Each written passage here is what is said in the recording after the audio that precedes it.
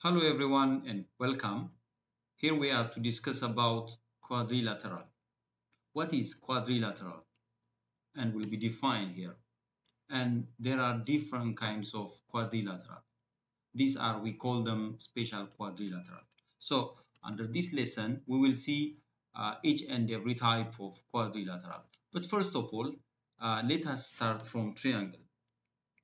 A triangle, it is a three-side figure. In your previous grade level, you have seen triangle is a three-side figure. So the word tri means it indicates three. So three-side figures, we call it triangle. It has three angles at the same time. Remember, in case of triangle, the sum of the three angles will give you 180 degrees. Don't forget that. And again, triangle has different type. From those different type of triangle, we can say isosceles triangle, in which two of the sides are equal. You learn this thing. And equilateral triangle. Equilateral triangle means in which all of the three sides are equal. At the same time, all the angles are equal, which are 60 degrees each of them. By the way, in case of isosceles triangle, necessarily the angles which are found opposite to the equal side are equal. These two angles. This one is opposite to the one which is equal sides, and the other one is here. The two angles necessarily will be equal. And different type of triangles are there. Right angle triangle. Right angle triangle means a triangle in which one of the angle is 90 degree. The side which is found opposite to the 90, we said it's hypotenuse, and the other two sides we call them legs. And there is a scalene triangle, and there is acute angle. Actually, acute angle triangle and obtuse angle triangle means those are triangles in which the angles are like less than 90 all and one angle greater than 90. Anyways, in general, when we are discussing about the three-side figures, we call them triangle. Even if there are different type of triangles are there, in general, their name is triangle. So these are your previous grade level discussion, and it was about three-side figures. But this time, we will try to see about quadrilateral. What is quadrilateral? As you see here, the definition, quadrilateral means it is a four-side figure. It is a polygon, it says. Polygon means any three-side, four-side, five-side, or six-side, any n-side figure in general. We call it poly. The word poly means many, more than three sides. Three sides and above. Figure, we call them polygon. So quadrilateral, it's a polygon with four edges or sides and four vertices. Any four-side figure. You can see here the image. These are some samples of quadrilateral, as you see. First one, it has four sides, as you see. The four sides, are they equal? The angles, are they equal? That's not our discussion here. First, we are defining what means quadrilateral. So when you are talking about quadrilateral, it is just a four-side figure. This is a quadrilateral, the second image, the third also. All of them are quadrilateral. So every one of you, quadrilateral, the word quadrilateral is a general name for four-side figure, like that of the general name for three-side figures is triangle. So you need to identify the difference.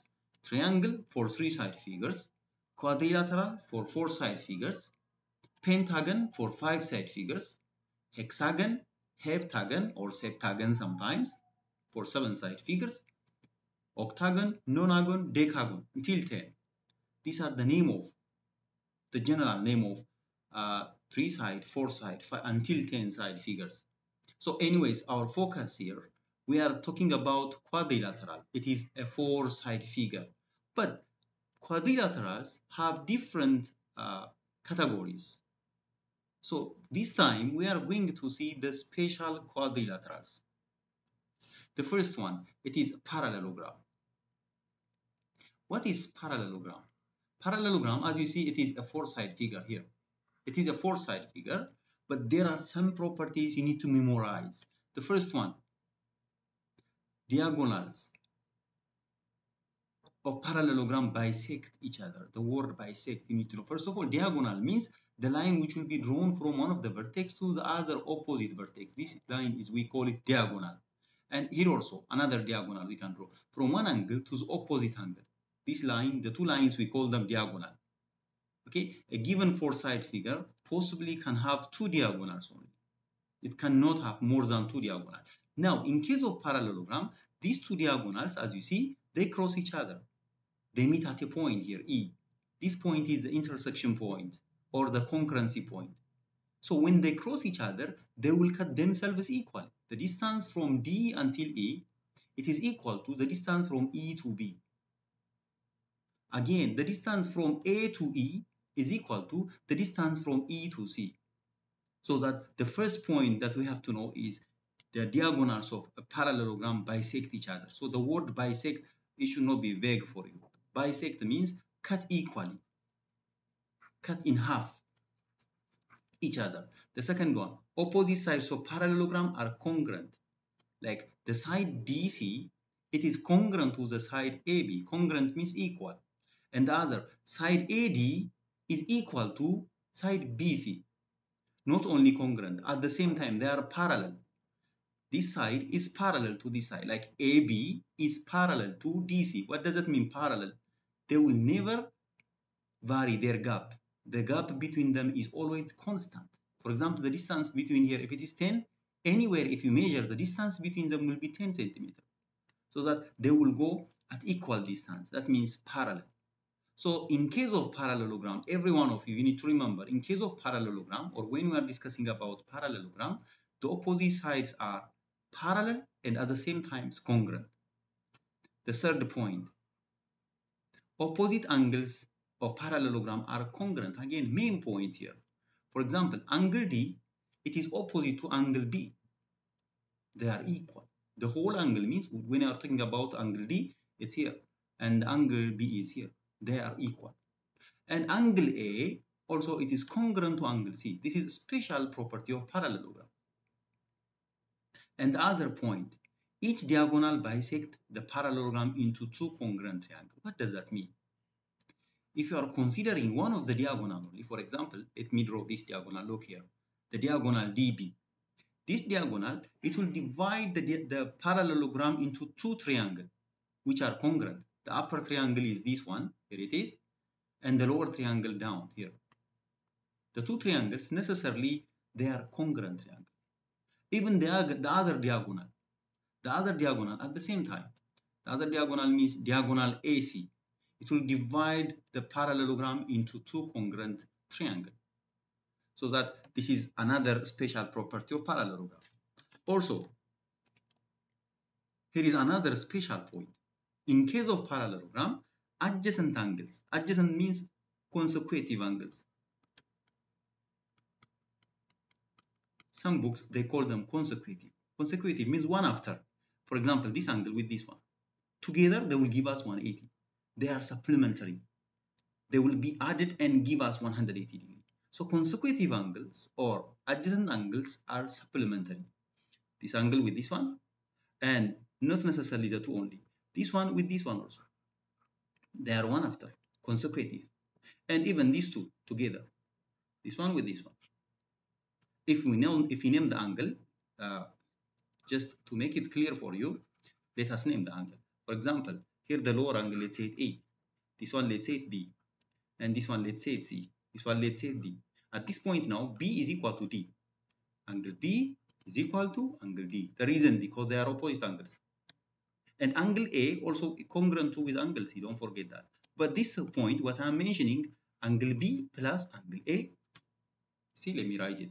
Angle B plus angle A, they will give us 180.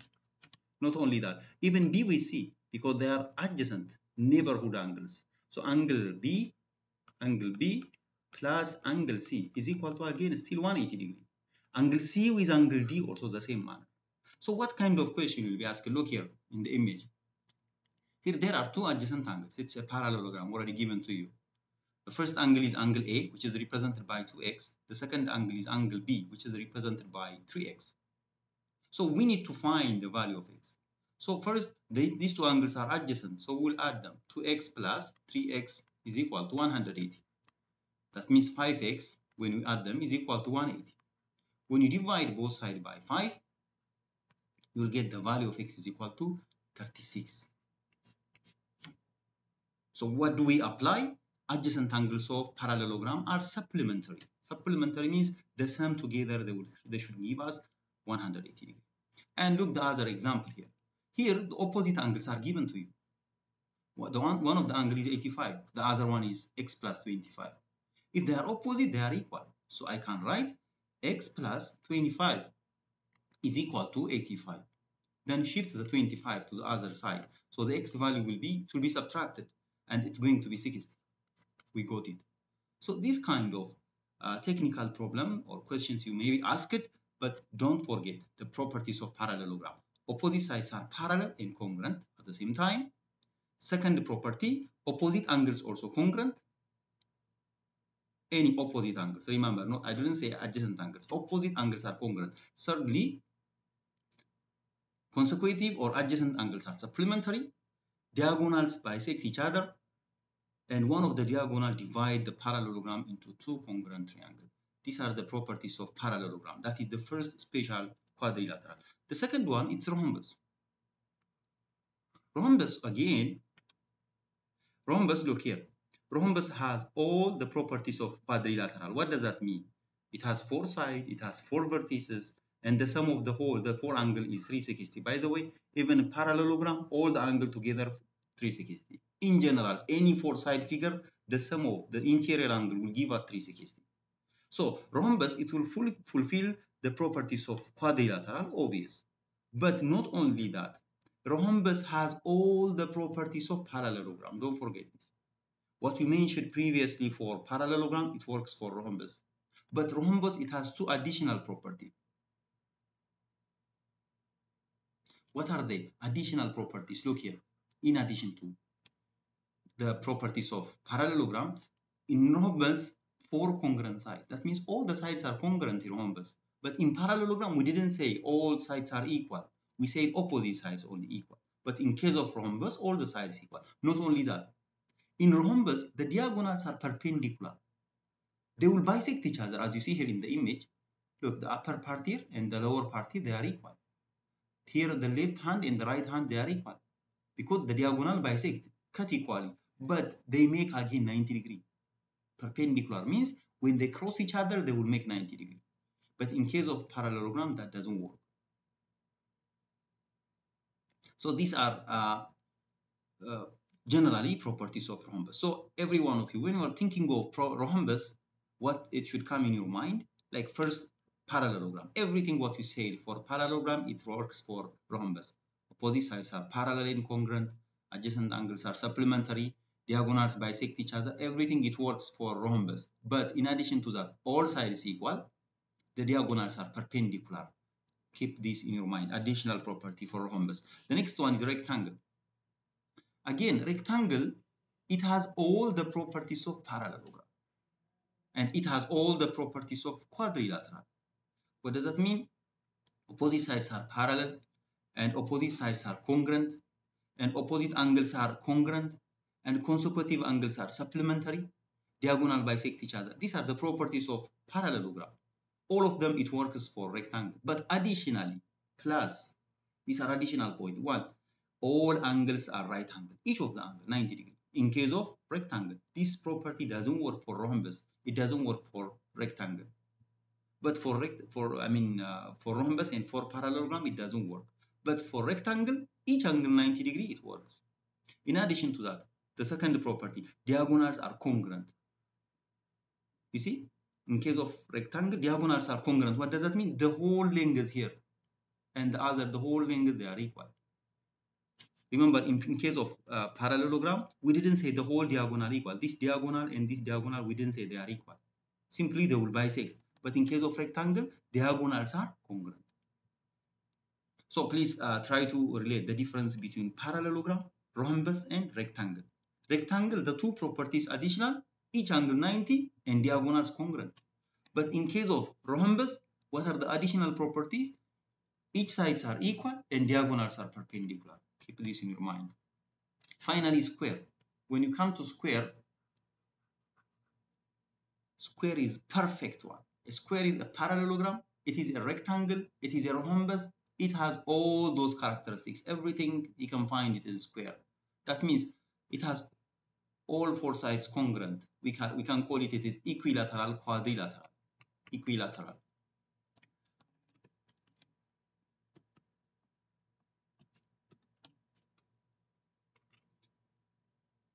Equilateral. Equilateral quadrilateral. What means equilateral? All sides equal. At the same time, it is equiangular. It is both equilateral and equiangular. But from the previous, rhombus is equilateral only, rectangle is equiangular only. But square, it is both equilateral and equiangular. So we call it is a regular quadrilateral.